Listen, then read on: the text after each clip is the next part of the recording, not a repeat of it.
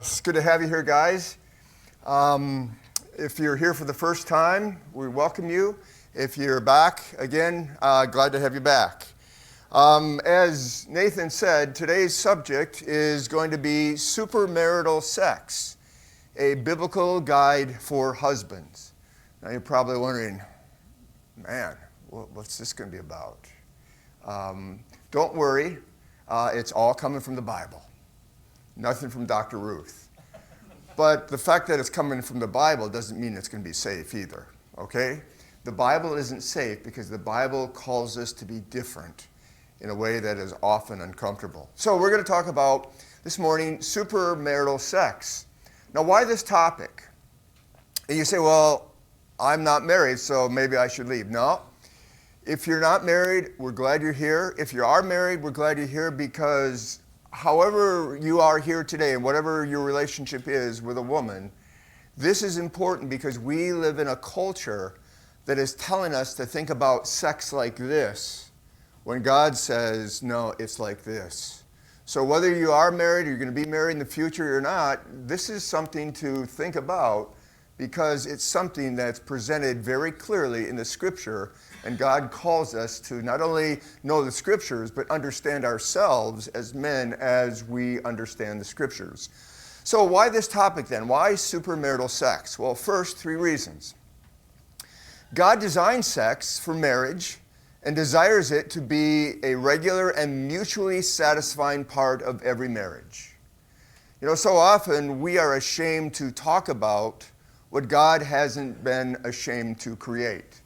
And when you look at the Scripture, one of the things we see is that God designed sex for marriage. It's to happen within marriage, but He's designed it not just to be something that happens every once in a while, but to be a regular and mutually satisfying part of every marriage. Sex is important to God. It's important that you and your spouse, your wife, enjoy it together under His guidance. Second, many couples experience sexual frustration and conflict in their marriage, and they don't know why they're having these frustrations or conflict, and they don't know what to do. And so as a result, guess what happens?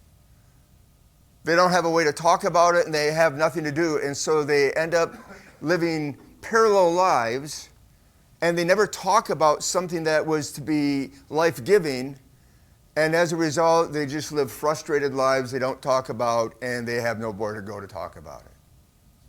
And so they'll see things like Dr. Ruth, and they'll say, oh, maybe I'll do this, or maybe I'll do that. Maybe I'll get flowers. And when the flowers don't work, or when you whisper sweet nothings so that she feels treasured, that didn't make sense to me. Whisper sweet nothings so that she feels treasured. Nothing, that didn't make sense to me. But that's the kind of stuff that our culture offers. And while it comes across very positive, guys, in the end, does it work? No, it doesn't. So many couples experience sexual frustration and conflict in their marriage, and they don't know why those frustrations are there, and they don't know what to do about them. And they don't have any place to go. And you can't go to the church. Why? Because we don't talk about those things. Third, many Christian men have misconceptions about sex that are negatively impacting their marriage. In other words, there are ways that we have come to think about sex, whether it be how we were brought up to think about sex, whether it be our experiences, whether it be the culture, how it's shaped and influenced us. We have misconceptions about sex, and when we bring them into marriage, guess what it does in our marriage? It creates frustrations, and it negatively impacts our marriage. For example, let me just share some misconceptions. First misconception is this. Sex is something that husbands want and wives don't. And the reason that men want it and women don't is because men are unspiritual. There's something base about men. There's something impure. Women are pure, and they don't want sex. Men are impure, and that's why they want sex. Well, that whole way of thinking is really Gnostic, that says the body is bad and the spirit is good. So anything associated with the body, sex, must be bad. And since women don't like it, they must be pure, and men like it, they must be base. That's a misconception that we're told, right? You've heard that before. What's the truth? Marital sex is a sacred gift from God to be passionately enjoyed by every couple. We're going to see that today. Second misconception. Good sex in marriage should be automatic if a man does everything right. In other words, if I do all those things that Dr. Ruth said, and if I don't look at porn, and if I, am faithful before, don't become sexually involved before marriage, I'm faithful, I do everything right, and good sex should just be my reward. It just should be automatic. And when it isn't, what happens? You get frustrated, you get confused, you get angry at God, you ask yourself, well, why even try? What's the reality? Good sex is always the fruit of hard work, repaired ruptures, and growing trust. Good sex doesn't happen automatically. It takes hard, difficult, messy work. Third misconception. If a man isn't getting sex from his wife, it's okay to satisfy his need elsewhere. Why? Because like food, you need food to exist, so you need sex to exist. And if my wife isn't giving me it, then it must be okay that I go elsewhere to get it. How many of you guys have heard that misconception? You hear that all the time. What's the reality? Sexual pleasure is to be experienced exclusively within the covenant of marriage. Notice I just didn't say the act of sex, sexual intercourse, is to be experienced exclusively. I said sexual pleasure. Because there's a lot of ways, guys, that we can pleasure ourselves sexually that are outside the covenant of marriage. And anything outside the covenant of marriage is not just something that God frowns on, it's something that God says no, because God knows that that doesn't lead to an experience of a life-giving connection. It takes away from what He intends for you and your wife to experience. Lastly, God doesn't care if a man and a wife are experiencing good marital sex. God just wants you to be serving Him as a couple. He wants you to be nice to each other as a couple. He wants you to raise good kids and a good family, be served in the church. And if you're doing all those things, He's kind of indifferent. If you have good sex, fine. If you don't, that's fine too. That's a misconception. God wants every couple to regularly experience not just good sex, but what we're going to call this morning supermarital sex. Supermarital sex. Now here's my question. If God doesn't want you just to experience good sex, but supermarital sex, we're going to find that in a minute, then where can a man go to find a reliable guide for supermarital sex? Where do you go? Dr. Ruth? She's got a lot of advice for good sex. How about Hugh Hefner and his Playboy empire? A lot of guys are raised on that view of supermarital sex or super sex. It's outside of marriage, but this is how you have it. Or do you go to Alfred Kinsey? If you went to a public school, guys, you were shaped by his view of sex and sexuality without even knowing it. He is the father of the sexual revolution. And a lot of his studies that we still hold on to today, the data is all false data. It's all false. So we can go there, or we can go somewhere else. My suggestion is that we go to the Song of Solomon, or as it's called sometimes, the Song of Songs. Now, what is the Song of Solomon? What is the Song of Songs? Well, it's a book in the Old Testament. If you have a Bible, you can open the Bible and you can find the Song of Solomon. And if it's in the Bible, we know two things about this book. Number one, it's written by King Solomon, who was what? The son of David, but what do we know about him? He was the wisest man that ever lived. But not only do we know that the wisest man that ever lived wrote the book of Song of Solomon, Song of Songs, But because it's in the scripture, we also know something else about it. It was written by Solomon, but it was also inspired and guided and directed by who? The Spirit of God. So if we want to be guided in this whole thing of supermarital sex, my vote is that we listen to the wisest man that ever lived, who, when he wrote this, was guided and directed by the Spirit of God, who designed sex and marriage in the first place. Okay? But what else do we know about this book? Well, it's a real love story between Solomon and most likely his first wife. Now, he didn't become too wise. After this, would he have how many wives and concubines? But this is probably a love letter, a real love letter that he wrote to his first wife. Also, it's not a manual on sex. A lot of times people say, well, it's porn. It's not porn. It's not a manual on sex. It's a poetic meditation. It's written to be meditated on. And what do you meditate when you read it? It's a meditation on marital love that really echoes Adam and Eve being naked and unashamed in the Garden of Eden.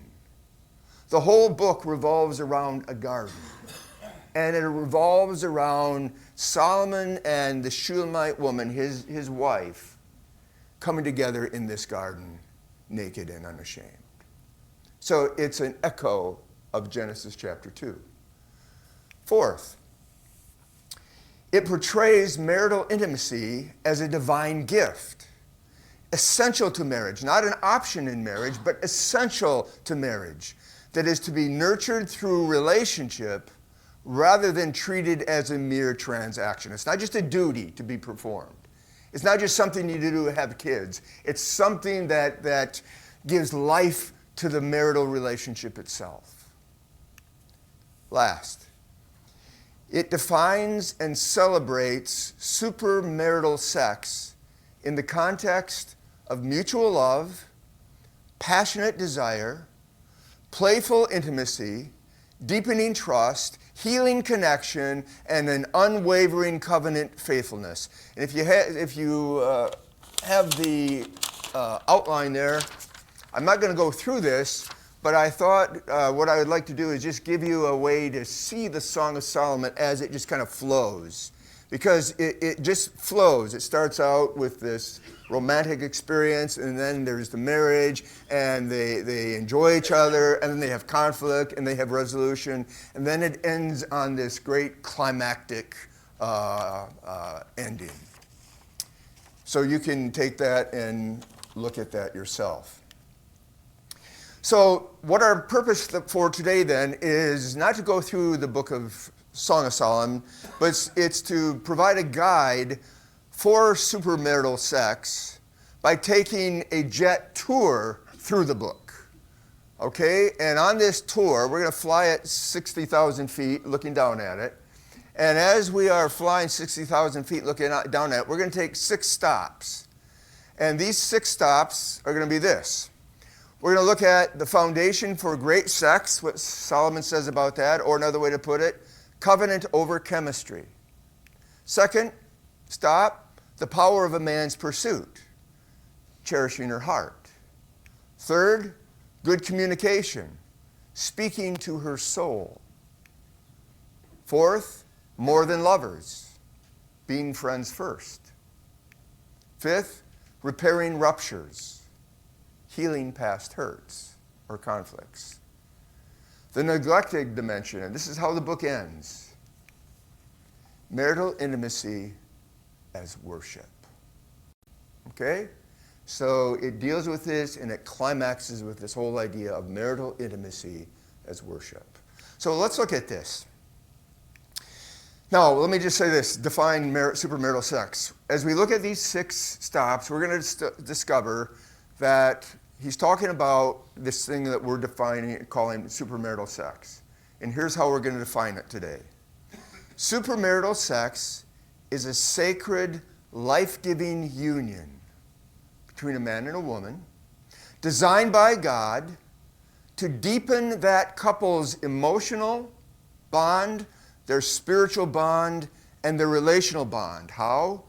with erotic, playful, sexual passion being the climactic expression of their covenant love as heartfelt unity as husband and wife. Let me read that again. Supermarital sex is a sacred, life-giving union designed by God to do what? To deepen a couple's emotional, spiritual, and relational bond.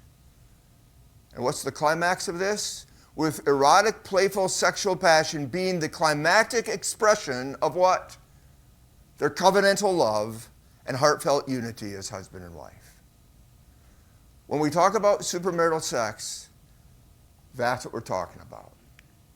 So, with that in mind, let's look at the first stop. Stop number 1, the foundation for supermarital sex, covenant over chemistry. Chapter 2, verse 16 says this, "My beloved is mine, and I am his.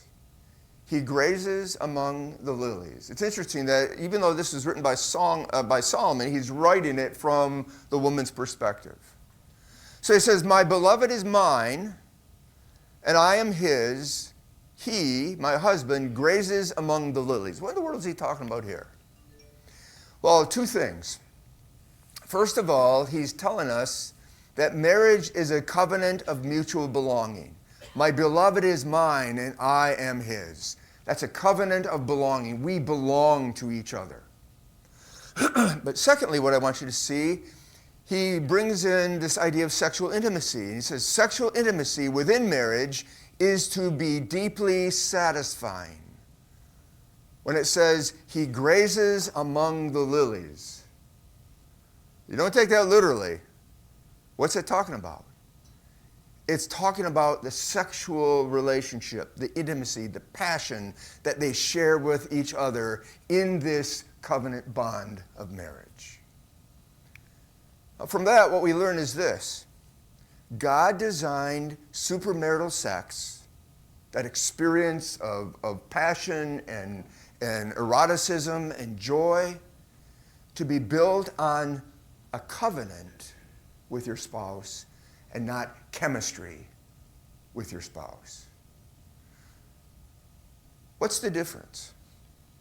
So often we're told that what makes a marriage, what makes a relationship is chemistry. And then once you have chemistry, then you know that's the person you're supposed to marry. And then what do? Well, after we're married, the danger is that the chemistry, what happens to chemistry? Begins to fade, begins to diminish, it goes away. So what's the whole purpose of marriage then, if you're going to have a good marriage? Keeping the chemistry going by doing what? Doing the 10 things, whatever it was that Dr. Ruth told you to do. It's all about keeping chemistry. And what we see here is that supermarital sex isn't built on chemistry, it's built on a covenant. Why? One reason. Chemistry is not designed to last. Covenant is designed to last. Chemistry only lasts. If you feel chemistry when you first started to date your wife, and that's normal because of how God has made the chemistry and our hormones to flow, and that continues into marriage, but it doesn't last too long. Number one, it isn't made to last long because you can't keep that chemistry going. Oh, you know, it's like revving at 10, you know, for all the time, and when it should go down, it goes up to 10 and it goes down to 3. That's normal. It wasn't made to do that. And so chemistry is not designed to last. In fact, the chemistry usually goes from 10 to 3 right after you have your first fight after you get married. Or right after it's like, man, this is bigger, but this is more going on here than I thought. When you begin, when life returns to normal, the chemistry returns to normal. When you're still all goo-goo-eyed and everything, the chemistry is high.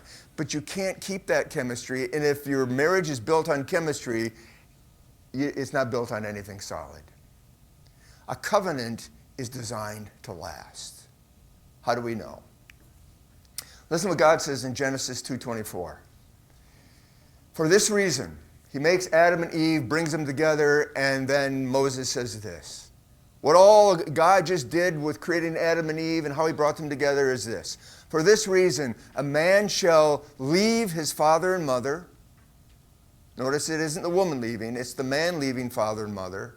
And he shall cleave to his wife, and the two become one flesh. Now what I want you to notice here is this.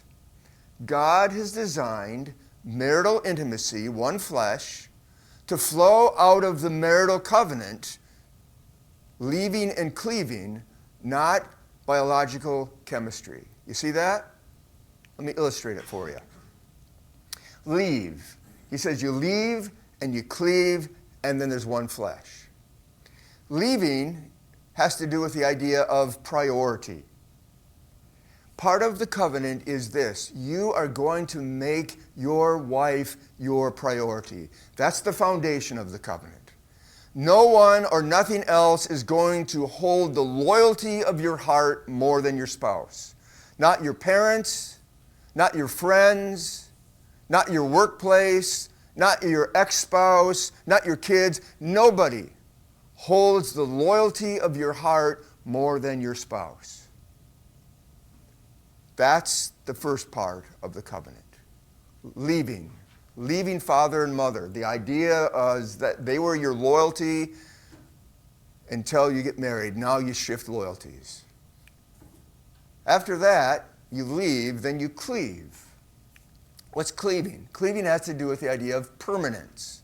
This is the binding force of the marital covenant. So you have the foundation, priority, you have the force that holds it together, permanence. The idea here is this. No matter how hard it gets, no one is going anywhere.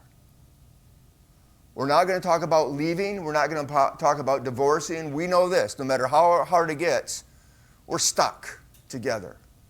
And if we're stuck together, then we're going to work at it because we don't want to just sit here and be miserable. God doesn't want us to be miserable, and we're not committed to being miserable. We're committed to experiencing that one flesh. But notice, guys, permanence, no matter how hard it gets, no one is going nowhere. It's going to get hard. If it wouldn't get hard, you wouldn't have to have this part in the covenant, would you?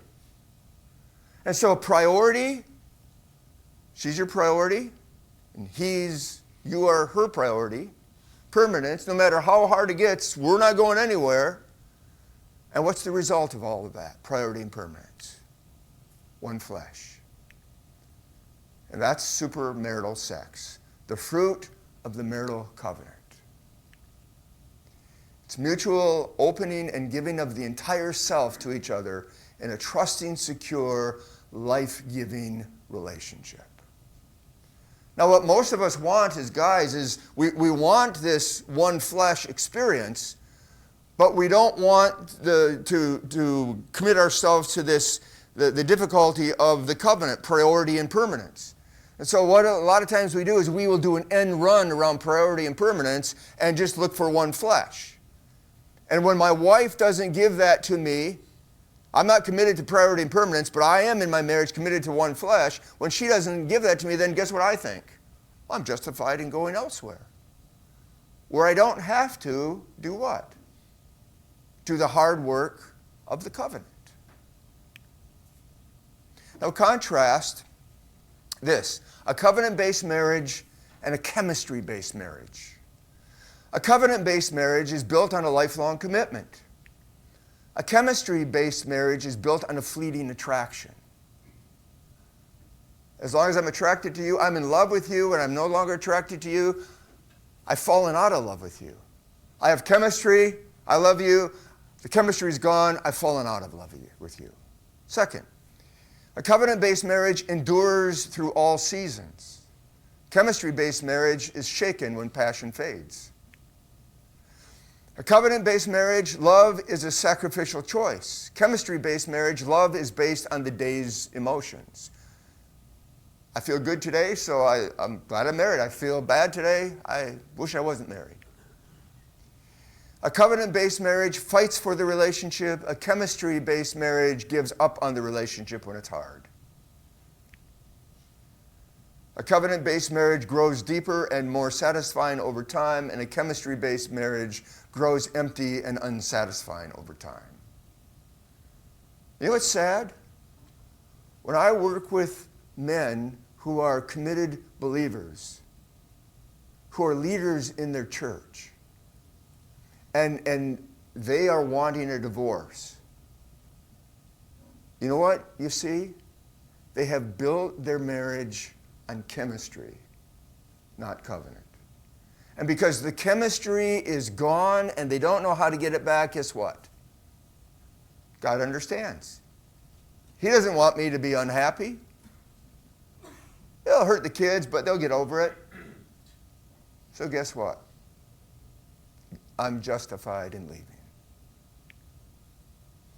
Here's my question. How to recognize your wife, how do you recognize when your wife feels secure in a covenant-based marriage? How do you know when she feels that you are making her the priority and that your relationship is permanent? There will be emotional openness she'll have with you. She will freely share her heart, feelings, and desires with you. There will be a physical affection you feel from her. She will express love for you through touch and softness and care and gentleness. She just wants to be close to you. There will be expressive joy that she has. She will delight to be with you, sharing laughter and warmth. There will be a genuine respect that she'll have for you. You won't have to demand it and say, hey, you got to respect me because I'm your husband. She will personally admire you and she will publicly speak well of you. And she will have a settled spirit within her.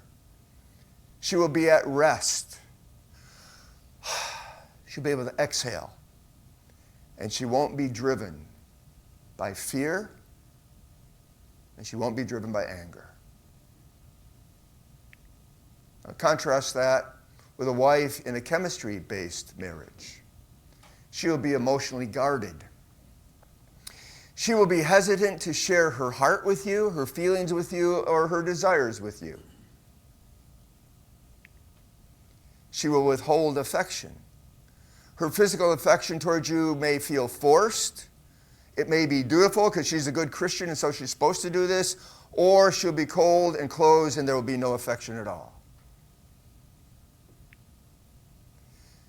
She will feel distant and avoidant. She may spend less time with you, more time with the kids, more time with her friends, more time at church, more time at work, avoiding meaningful conversations, and may seem uninterested in you altogether. That's painful. But if that's what you experience, guys, know that she isn't feeling the security of a covenant. She's feeling the insecurity of chemistry. There'll be a critical and resentfulness. She may express frustration more than appreciation towards you, finding fault in not just big things, but in little things, nitpicky, always critical, always finding fault. And lastly, she won't trust you and she will be anxious in the relationship. Why? Because she will feel insecure about the relationship's future. I don't know if it's going to be here tomorrow. Questioning your commitment and also questioning, does he truly love me? Now, you can follow Dr. Ruth's advice and whisper sweet nothings in her ear. What will that do? Let's just make her more mad, won't it? So what do you do then? What's a man to do? Well, guys, you start by building your marriage on a covenantal love, on a covenantal foundation. How? By making your wife, not just doing it so that she thinks you are, but actually saying, I'm going to make my wife the priority relationship. There's no one I'm going to be more loyal to than her. And I am going to make sure that she knows and that I know that no matter what happens, this relationship is permanent. You have to commit yourself to the leaving and cleaving, because that's how God designed it, to produce the one flesh. So that's where you start. You start with the covenant. Don't worry about the chemistry. Chemistry happens out of the covenant. You can't do the end round around the covenant. And only then, when you are building your marriage on this priority and permanence of the covenant, only then will your wife feel secure enough in the relationship to begin to open her heart. The coldness will begin to warm, the ice will begin to melt, she will slowly begin to open, and as she does, it will begin to create the environment where supermarital sex can begin to flourish. And so that's the Song of Solomon. So, stop number 1. What is it? The foundation of covenant. Covenant over chemistry. Stop number 2 on this jet tour. The power of a man's pursuit. Cherishing her heart. Listen to what Solomon says in the very first verse. Well, it's the second verse. First verse, he just says, hey, I'm Solomon and I'm writing this. And then here's the first thing he says. Let him kiss me with the kisses of his mouth. He's quoting the woman. For your love is more delightful than fine wine. Now what is this? Well, this is a poetic expression of the woman's intense desire for her husband to pursue her and to treasure her. Notice she says, kiss me. My husband, kiss me. This symbolizes deep affection and the desire for emotional connection. She wants him close. And then she says, for your love is more delightful than fine wine. Your love, the word here for love is the Hebrew word dode. There's a number of words. The word here is dode. And it refers to sexual passion. He starts out with this whole idea of sexual passion as a key aspect of your marriage, of my marriage. And then she says, for that sexual passion is more delightful than fine wine. It suggests that God desires marital love to be intoxicating and joyful. And God not only desires that, but when she says, kiss me, what she's saying is this. I desire that too. I want this emotional, sexual, physical connection with my husband. She has an intense desire. Your wife has an intense desire for you as her husband to pursue her and treasure her. Now the question is this. Why does a woman want that? Why does she want you? Every woman wants to be cherished and treasured by a man, but if she's married, she wants her husband specifically to pursue her and treasure her. Why? Well, it's a reflection of how God created her in the beginning. When God created us, He created the woman to reflect His beauty. In Genesis 1:27, it says that God created us male and female. And we learn there in that whole first 2 chapters that God created the man to reflect the God's strength, and God created the woman to reflect God's beauty. And beauty by nature longs to be desired and longs to be cherished. And beauty by nature also is something that invites. It invites what? To come close, to examine, to notice, to enjoy. So as a woman, she desires that, and as a man, you are drawn to that. That's how God created it. Secondly, something else we know about the woman, that she was made last in the biblical order of creation. And as you look at the creation order, God does this. He creates the man, then after the man, He creates the woman. In the ancient Near East, there was always creation orders, and the last thing in creation was always the thing that was most special, most beautiful, most treasured. And by the fact that the woman is created last in the creation order, you know it's what God wants us to understand about the woman? She is the treasure of creation. She's the prize of creation. She is the treasure of creation who the man is to leave everything for. Remember in Genesis 2, it says, and the man shall leave father and mother. And I said, it doesn't say the woman leaves the father and mother to pursue the man. The man leaves the father and mother because he is pursuing what? The treasure, the prize. A woman longs to be treasured and pursued because it's in her as a woman. And she was also designed to be delicate and soft and open. Beauty by nature is delicate. You can destroy beauty very easily. In fact, 1 Peter says that she longs to feel safe in the protective strength of a man. All that to say this, guys. When a woman feels pursued by her husband, she naturally becomes soft and warm and open to him. And she begins to joyfully embrace the beauty of her femininity. A woman will feel beautiful when she feels pursued by her husband. When a woman doesn't feel pursued by her husband, when she feels ignored by her husband, when something else is more important, doesn't matter what she looks like, she won't feel beautiful. You have the power, the way God has designed men and women to interact in marriage. You have the power to cause your wife to feel beautiful or to feel ugly. It has nothing to do with her physical appearance. Footnote.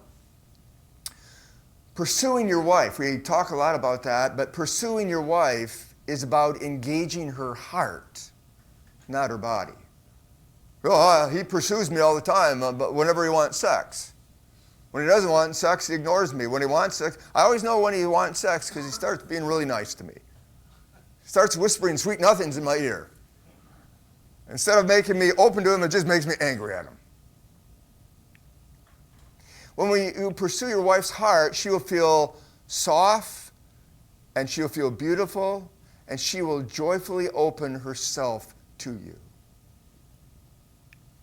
Contrast that when you pursue her body, she will feel used and cheap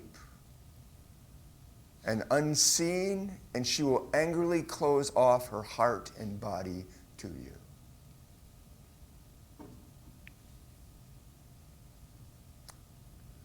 So how do you pursue your wife with your heart?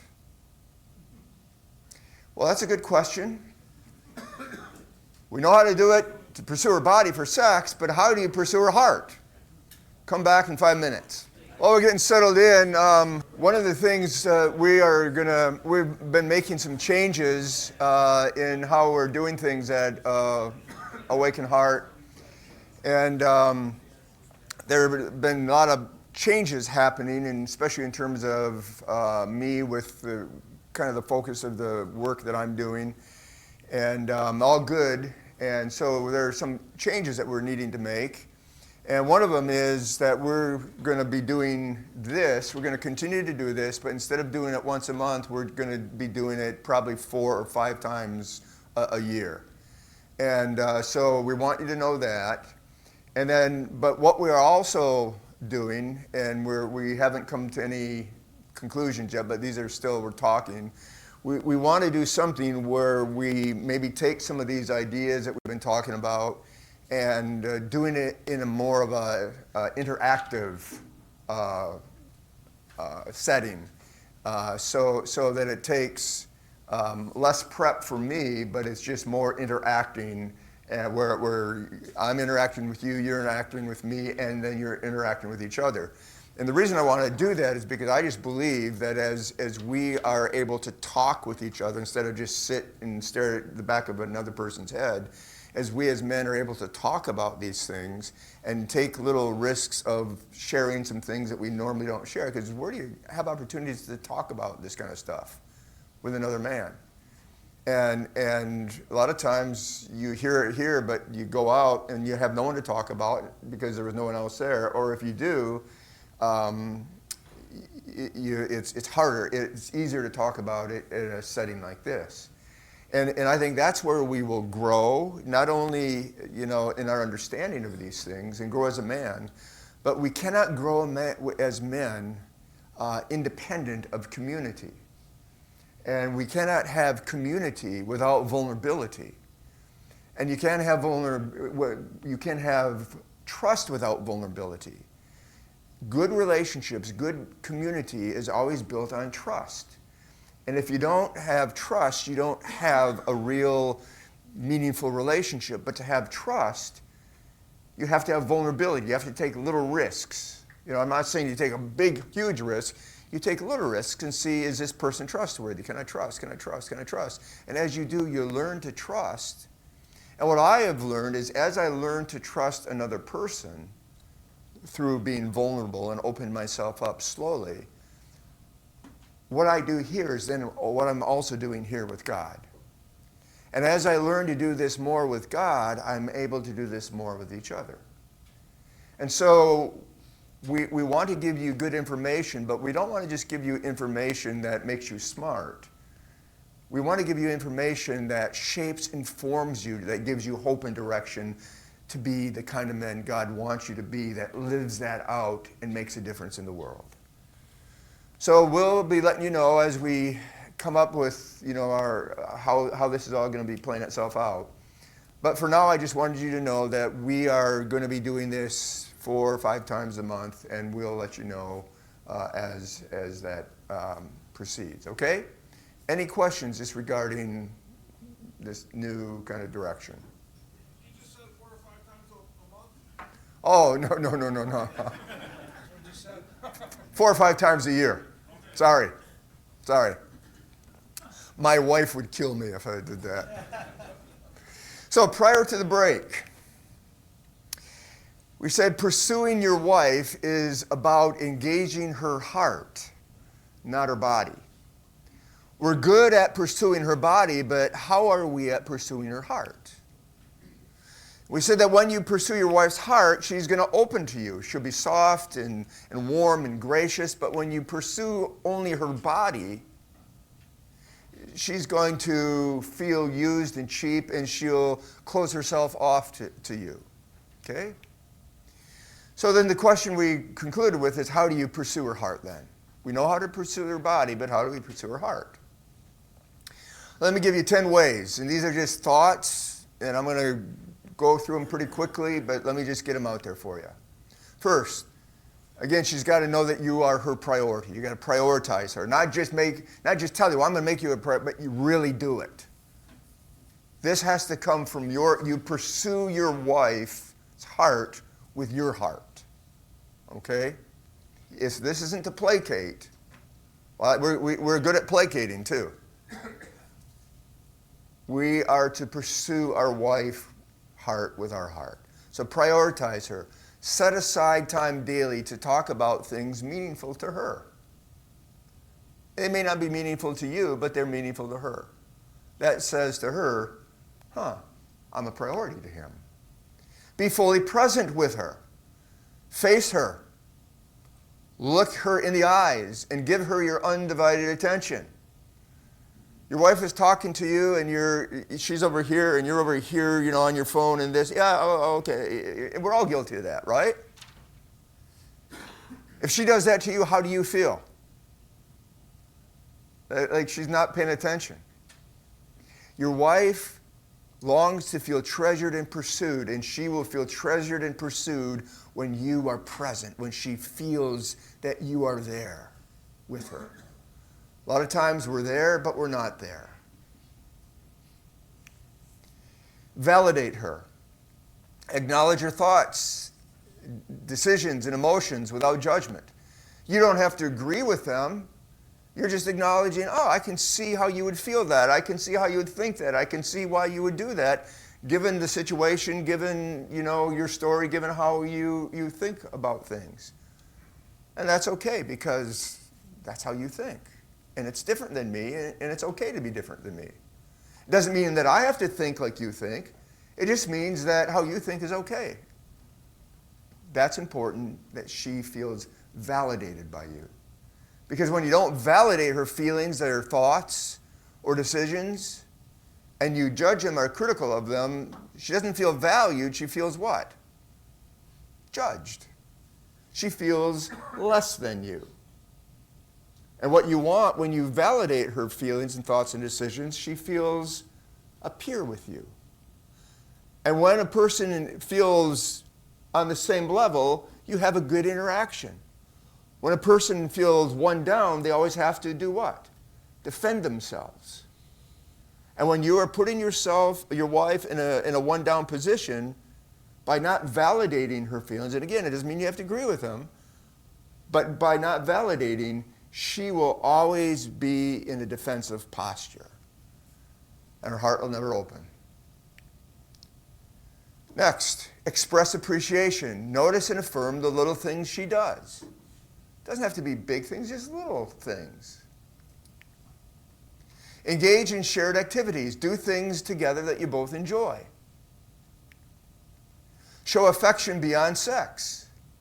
This is something that, I grew up in a home where we were Germans that lived in silos. And we loved each other and cared, but we never touched each other, And my wife came from a touchy-feely, and I was like, ugh.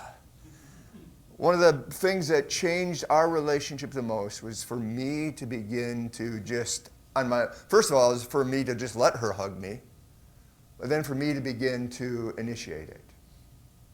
And after a while, it wasn't just like, oh, I know she likes this. After a while, it was like, I like this too.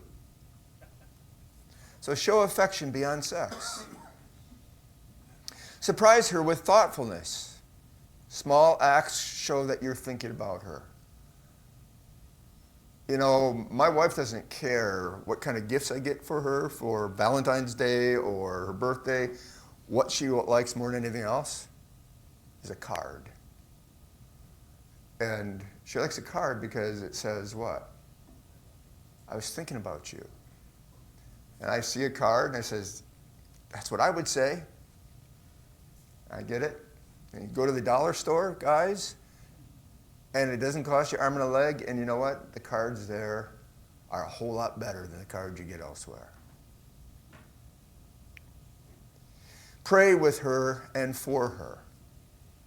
Prayer is an intimate experience. It's vulnerable. You're opening yourself in the presence of another person. Praying for a lot of us, it's hard in front of people, but especially your wife. Especially you start praying for things that are like, oh, I know what he's really like. But as you begin to pray not just for her, but with her, she begins to experience what? Your heart. And as she experiences your heart opening to her, guess what she's feeling? Your heart is pursuing, it's coming close to her.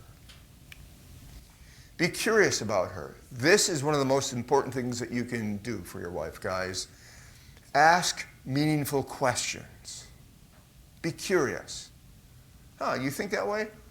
Why? Not like, why do you think that way? But why? I'm curious. Tell me more. I want to understand. Oh, that's why. Okay, I get it.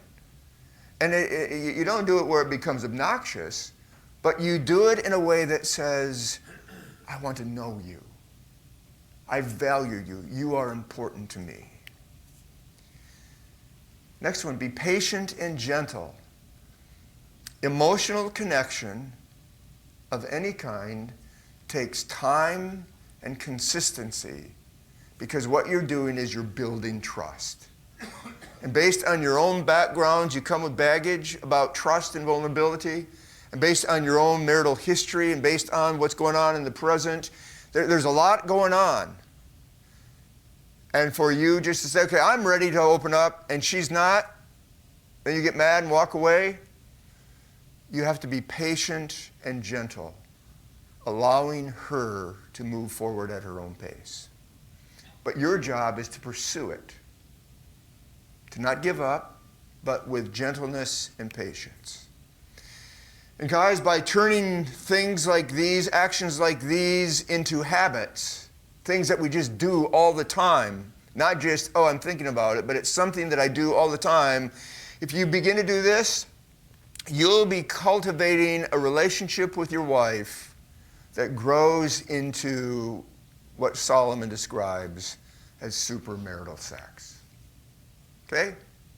Third, the third stop, good communication or speaking to her soul. Speaking to her soul. Chapter 2, verse 14 says this, "Let me see your face. Let me hear your voice. For your voice is pleasant and your face is lovely." I want you to make an observation here, and it's really throughout the whole book. Throughout the whole book of Song of Songs, Song of Solomon, words play a powerful role when it comes to supermarital sex. The whole book is poetry, and what's poetry made up of? Words. Not just any words, words that are woven together in a beautiful fashion. And so, what do we see here? Words do two things. These words do two things here. Solomon speaks of words of affirmation and admiration to his wife. Let me see your face. Let me hear your voice. Why? Your voice is pleasant and your face is lovely. You have a pleasant voice and you have a lovely face. In other words, I see you.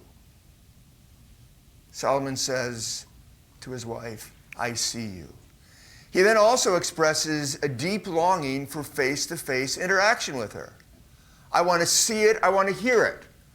I don't want you to be over here and me over here. I don't want you to be looking this way and me looking this way. I want us to be turned together, eye to eye, face to face. Open posture towards each other. Why? Well, because you matter to me. Words speak to the soul. Words, in essence, say words that move us towards supermarital sex. Say to your wife, I see you, you matter to me. Now, why are words of affirmation and admiration, along with the message they convey, I see you, you matter to me, why do you think, guys, are words like that essential for fostering supermarital sex? Why?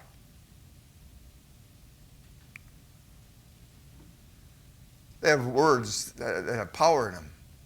And they have power to fill your wife's soul with a sense of fullness and a sense of life. What is it that Proverbs says? Words have power to give life and give death.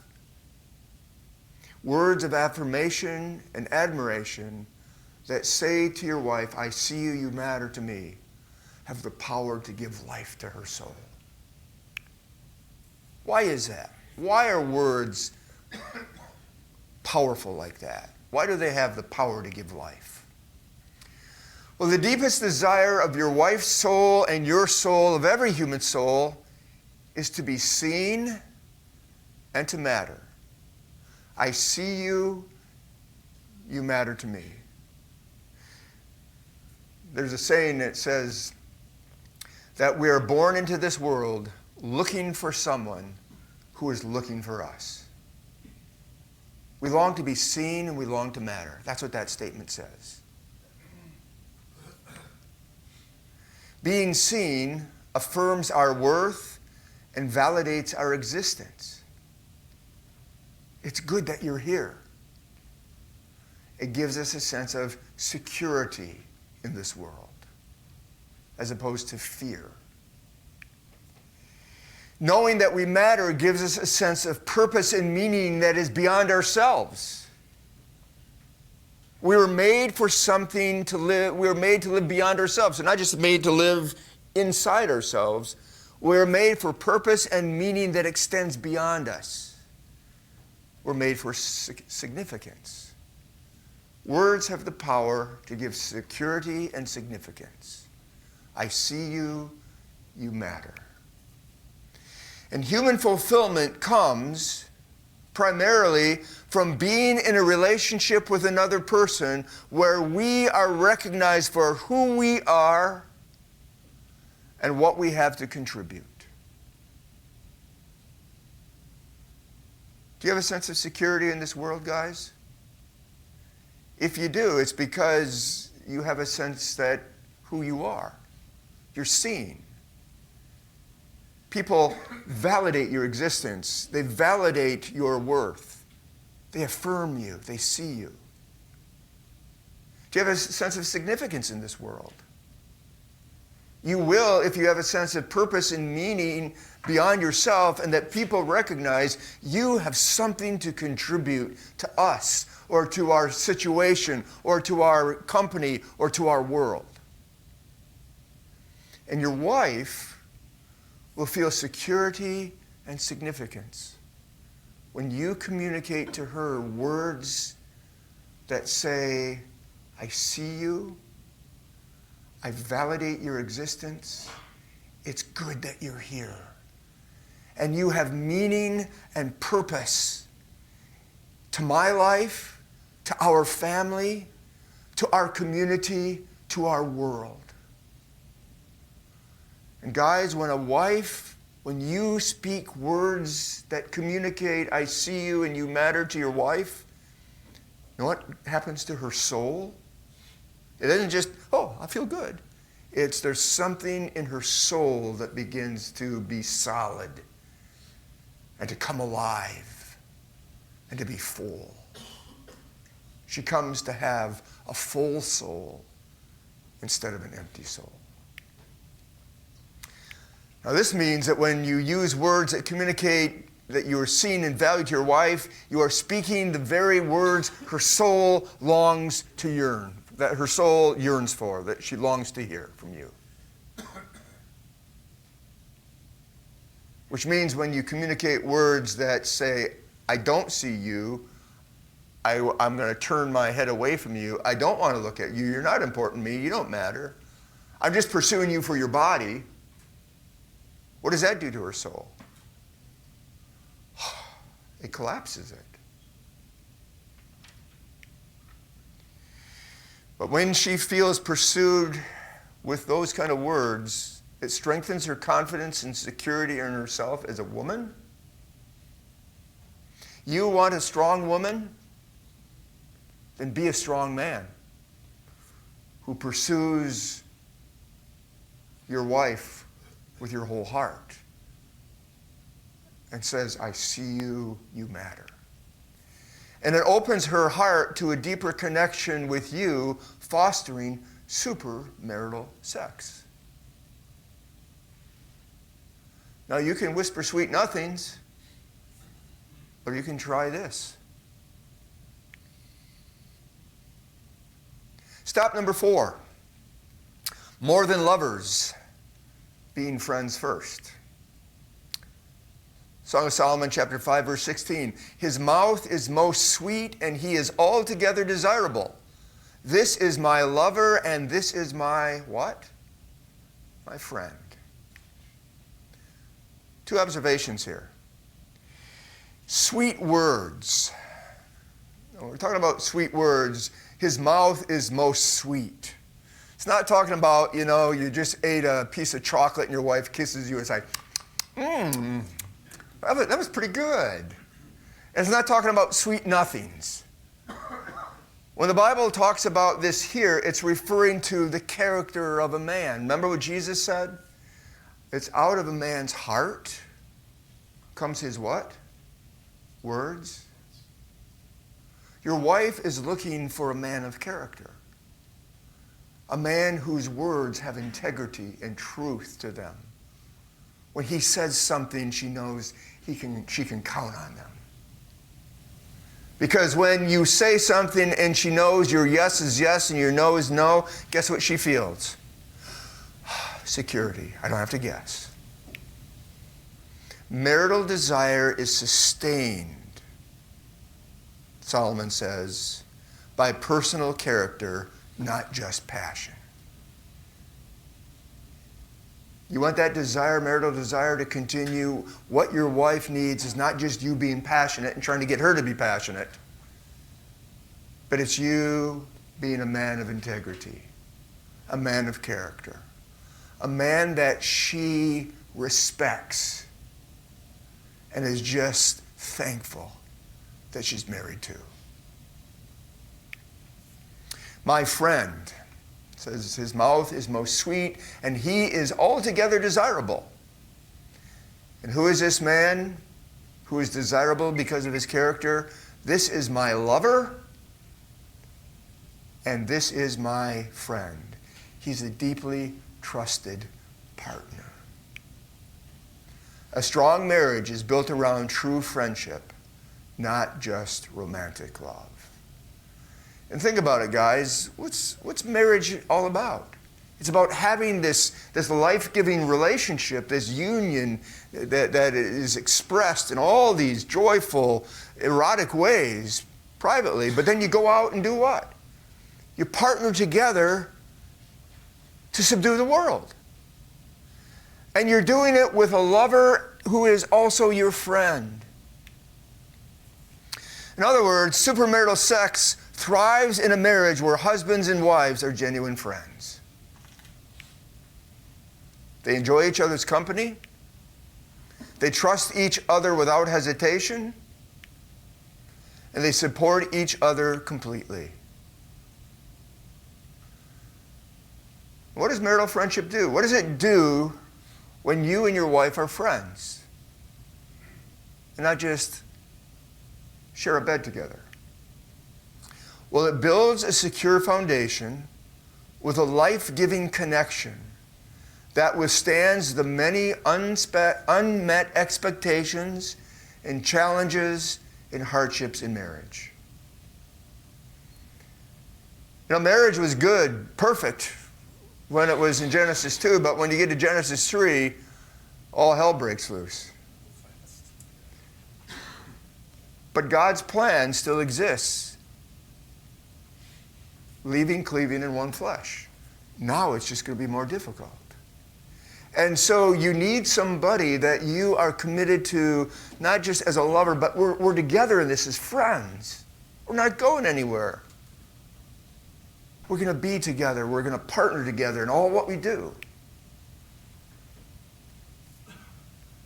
So how do you make your wife a friend or maybe a best friend? 3 thoughts. You got to cultivate emotional connection. You got to do things with her that you both enjoy on the inside, not just placating her, not just doing something to cause her to stop complaining. Share together thoughts, dreams, and meaningful conversations. Prioritize fun and laughter. That is so important in marriage. Create joyful moments, rich experiences, and new stories together, new memories together. Take trips together, do things together.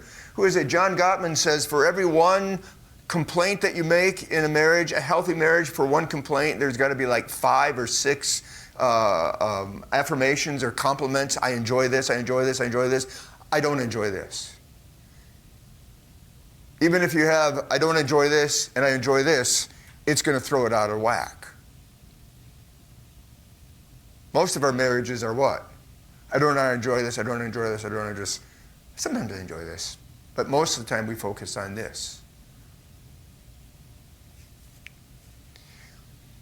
Thirdly, be her safe place.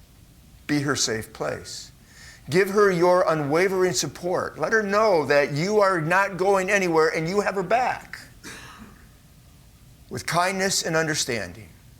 Now notice, guys, cultivating emotional connection is this. I value you. I want to spend time with you. I want to know you. Prioritize fun and laughter. I enjoy you. Being her safe place. I'll fight for you. And think about it. I value you. I enjoy you. I fight for you. I'll fight for you.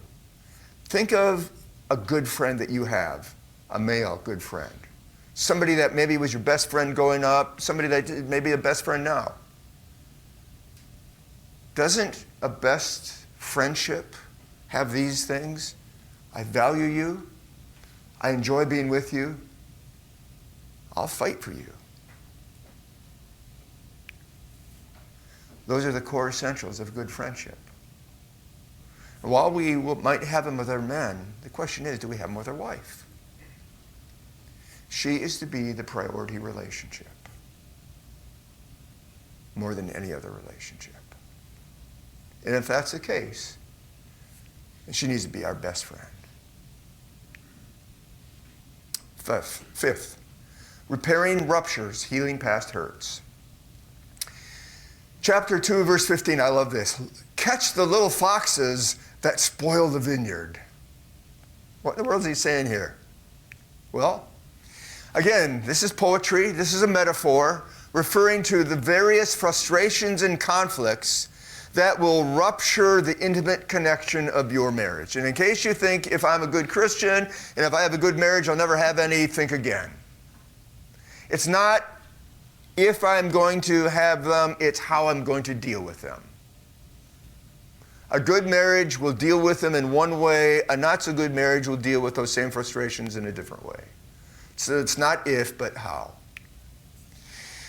Now, the little foxes represent small irritations and disappointments that over time can lead to a major rupture. I like to describe it like this. You have a little fight, a little scuffle, and there's a little brick. It's just a little one. And so you don't deal with it, you just set it over here. And then you go on, and you're having good days and that, but then you have another little scuffle. You crush another brick. That brick, because you don't deal with it, you set it next to the other brick. And brick, brick, brick. After 10 years, guys, you look over here, and what do you got? Stack of bricks. Yeah, you got more than a stack of bricks, you got a wall. And it's like, you feel the reality of the wall, but it's like, whatever happened? We got this big wall that's a barrier to our intimacy, to our friendship, to connection, but nothing's ever really happened in our marriage. It shouldn't be here. Well, yeah, it should be, because guess what? Little bricks make a wall, and little foxes spoil the vineyard. That's what Solomon is saying. Spoil the vineyard simply means it refers to the erosion of the closeness and trust and beauty of a couple's intimate connection over time. And it happens to everybody. That's how life is. And if we are just sitting back unaware of this or being passive to it and not actively looking forward and engaging it and dealing with it, guys, the little foxes are going to spoil your vineyard. Those little bricks will create a wall that you will scratch your head, and your wife will scratch her head, and you'll look at each other and say, how did it ever come to this? And you won't have a clue. Solomon here has given us a warning. And what he's saying is this: neglecting the small frustrations and the unresolved conflicts and the unhealed hurts of our past will slowly build a wall blocking the path to supermarital sex. So you can you can go to dinner after you have sex, like Dr. Ruth says, have good sex, because you're not having to worry about the dinner. Or you can say, what are the little foxes that are blocking the path to intimacy? The small frustrations refer to irritating behaviors. They're always about behaviors that are often linked to our own past. The things that your wife, that she does that frustrates you, it's like a $5 event and you give it a $100 reaction. It's like, oh, I hate when she does that. It's usually linked to our past. There's something about our own past as kids that when she does it, it's triggering something. The unresolved conflicts. These are the relational ruptures that you have with your wife that have never been repaired.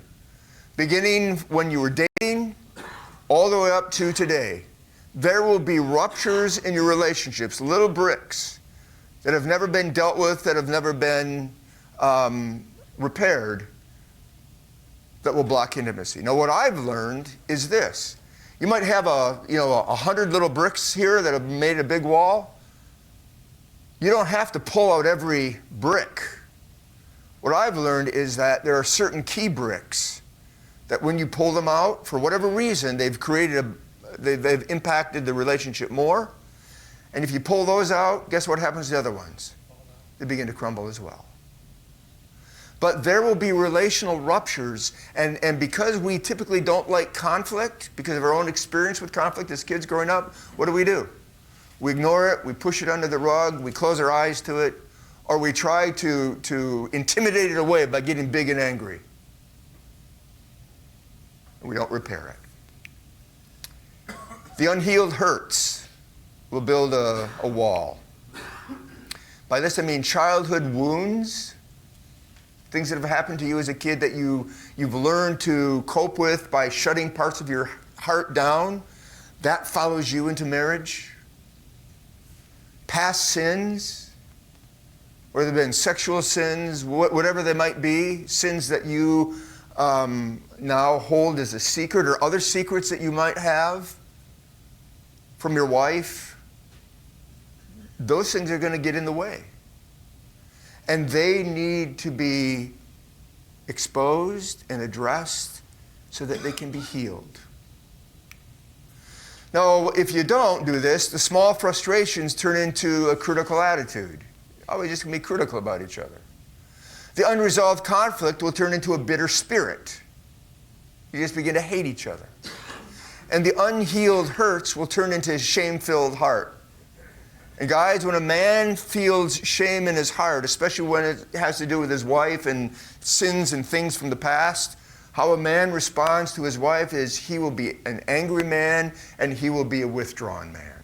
He will isolate himself and he will attack. And so these are the little foxes that will spoil your vineyard by hindering two important things: vulnerability and trust, without which you cannot have intimacy.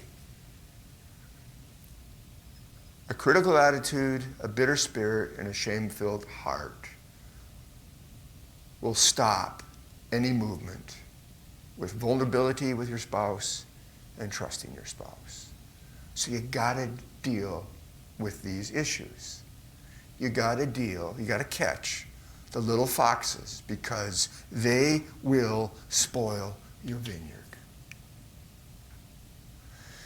5 suggestions to repairing your vineyard.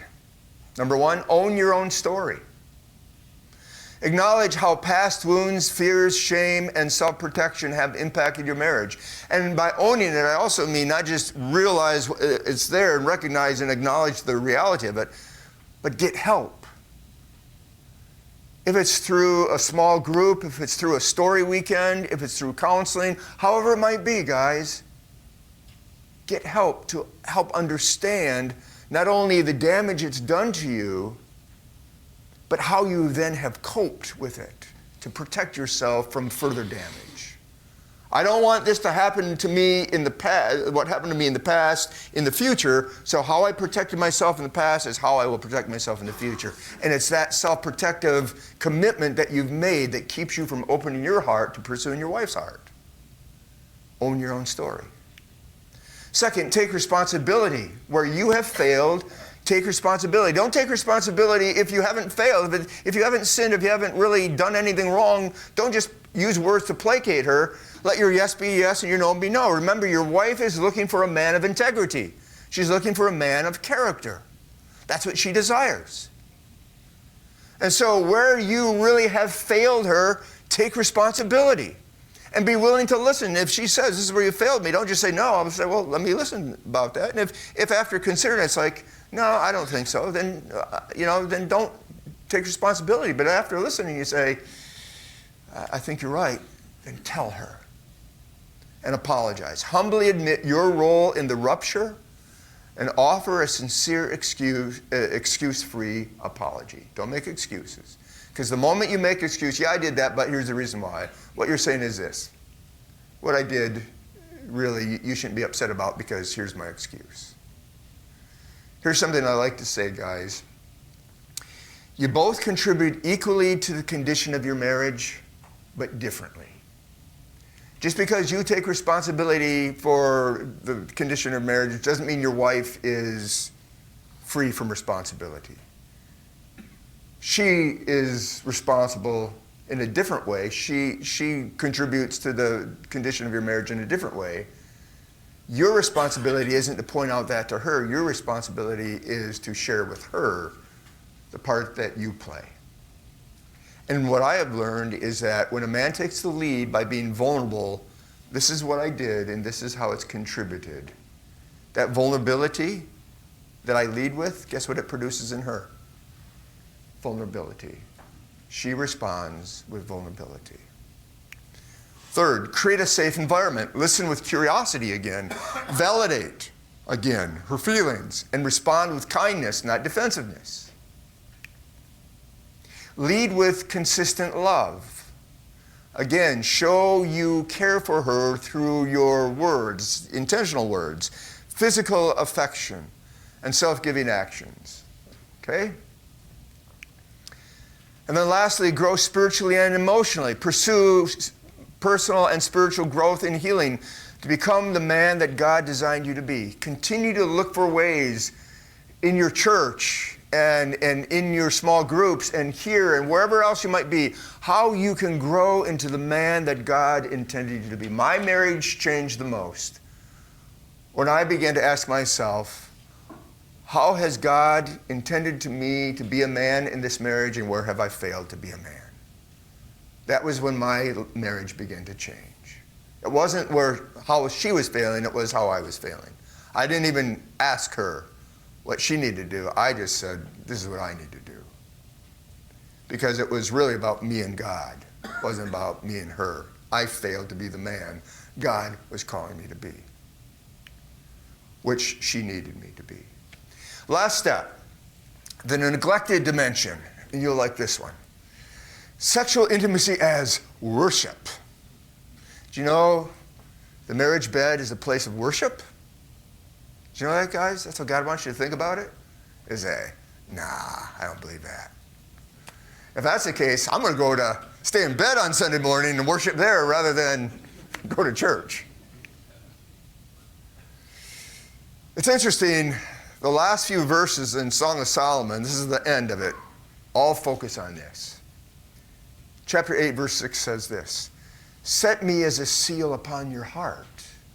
For love is as strong as death. Marital love, marital intimacy, the idea here is as strong as death. Its flashes are flashes of fire. Marital intimacy's flashes are flashes of fire. The very flame of Yahweh. 3 observations. He says, set me as a seal upon your heart. The bride is permanently inscribed on the man's heart. Who you are is going to be a permanent fixture within me. Because there's something sacred about your heart, guess what? When you inscribe your wife on your heart, what is that saying? There's something sacred about this relationship. Love is as strong as death. Now, what's true of death? Well, just as death is unstoppable and all-consuming, you can't stop it, and everybody experiences it, so is marital love. It just expands, and there's no end to it. It just keeps going and going and going. And then it says, its flashes are the very flame of Yahweh. Wow, what's he saying there? Marital love is a holy, consuming force. It's a hidden fire. It's a holy force. It's a consuming force. It consumes everything like a fire does, originating in God, not in human passion. That's important to notice. Marital intimacy, the power and force and passion and life of marital intimacy, isn't biological. It's spiritual. It has its origin in the very life of God himself. What's being said here? The Bible is telling us this. Supermarital sex, as described in the Song of Solomon, is more than romance or passion. It's a holy, transcendent force rooted in the very life of God himself.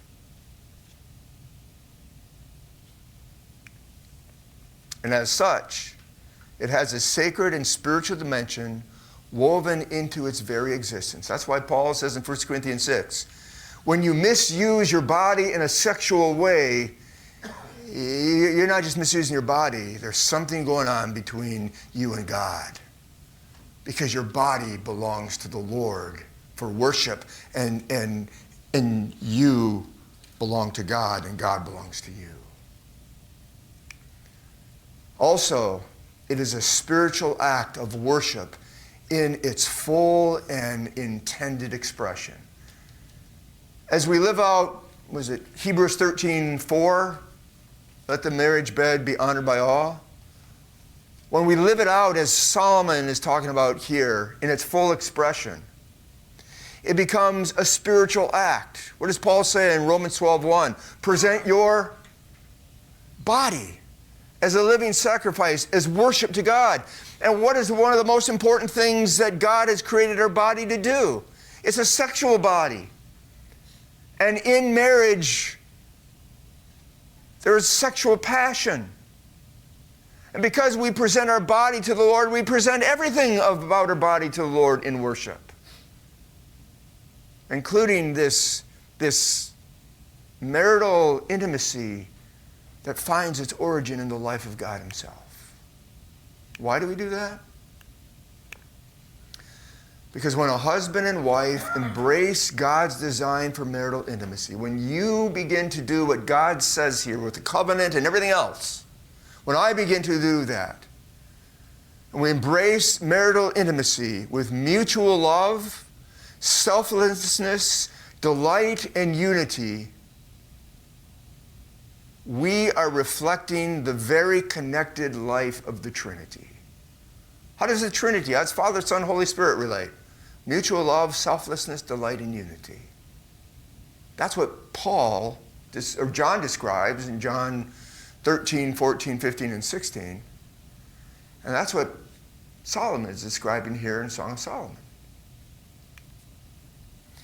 This kind of a relationship with your wife is a sacred and transcendent connection that will draw a couple into worship as our hearts together are mutually filled with love and awe. And as you begin to understand that all of this, what God has given to you in this relationship and in this sexual experience, all what that means, it's the very force and life of God himself. Man, there's a sense of love you have. There's a sense of awe that you have in that moment. There's a sense of surrender and vulnerability that you feel. There's a sense of joy and thankfulness and gratitude that you experience in that moment. And there's a sense of healing that takes place. And there's a sense of holiness that takes place. Because, man, as I am healed, I begin to live in a whole different way, one that aligns with how God has made me. There's holiness, there's healing.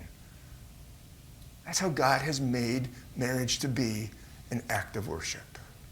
Put it another way, when your marital intimacy reflects the connected life of the Trinity, it moves sexual passion beyond just a physical act and into a sacred spiritual space that honors God, deepens the marital connection, and leads the couple into worship together.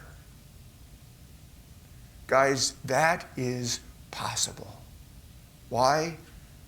Because that is how God has designed it, And that is what discipleship and sanctification, the Spirit as He's working in you and in your wife and in your marriage, is all about. Restoring what He had meant it all to be. And that, guys, is supermarital sex. So as we close, let me just say this. Song of Solomon is an interesting book, but ultimately it's a call that God has on our lives to surrender to a life of supermarital sex. He's calling you to that. He's calling me to that. He's calling your wives and my wife to that. But since we can't speak for our wives, we can only act on behalf of ourselves. Where do we start? Well, we got to replace the cultural misconceptions of marital intimacy with the biblical truth. You got to begin to identify the ways we falsely think about sex and marital sex and all that, and begin to replace it with God's design of supermarital sex. We got to shift from the mindset of getting sex to giving ourselves. True intimacy comes from selfless love. It pursues our heart, it pursues our wife's heart with our heart. It pursues her heart and not just her body. We got to prioritize a friendship built around emotional and spiritual connection. Remember, deep emotional and spiritual bonding fuels passionate sexual intimacy. Leaving, cleaving, one flesh. Fourth, you got to heal from the past. Address wounds from childhood and marriage to remove the barriers of intimacy. You got to do that. And lastly, you got to lead spiritually as a man. Men were meant to lead spiritually, and that doesn't mean that you just have authority to tell your wife what to do or not to do. How to act, how not to act. It means leading her, pursuing her heart with your own heart in a way that makes her feel seen and valued and deeply cherished as a woman. Guys, God is calling us to live in a way that we foster, that we create an environment in our marriage where supermarital sex can be the norm. It won't happen by willpower. We have to do our part and not play our effort, but we learn to trust God. Unless the Lord builds the house, the builders build in vain. It's not just the Lord building the house and the builders sitting passive. The builders are building, but they build in vain if they're doing it on their own, trying to make it happen on their own. They got to trust God. And if this is going to be something in your life and my life, then we have to learn to trust God in ways that we've never thought about. Why? Because we've never talked about things like this. So here's the parting challenge I have. Decide today to take one small intentional step towards your wife this week. Not this year sometime, but this week. Think of a way that you can take an intentional step towards her to repair your marital connection, wherever there's a disconnection, wherever there's a rupture. How is it that I might move towards my wife to repair that rupture? Or how is it that I might reaffirm the marital covenant of priority and permanence? How can you make her feel like she is the priority relationship and not just a relationship? That you are loyal to her above all else? And how might you make her know that this relationship, no matter how difficult it might be right now, you're not going anywhere and you don't want her to go anywhere. You are going to fight for this relationship because you are going to fight for her.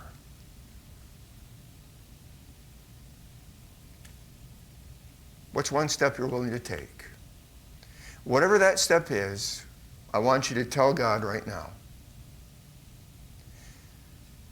And before you get home today, I want you to share that decision you made with another man. And share it before you get home. Maybe somebody you rode with, maybe you need to call. Because once you get home, guess what you're going to forget? The decision you made.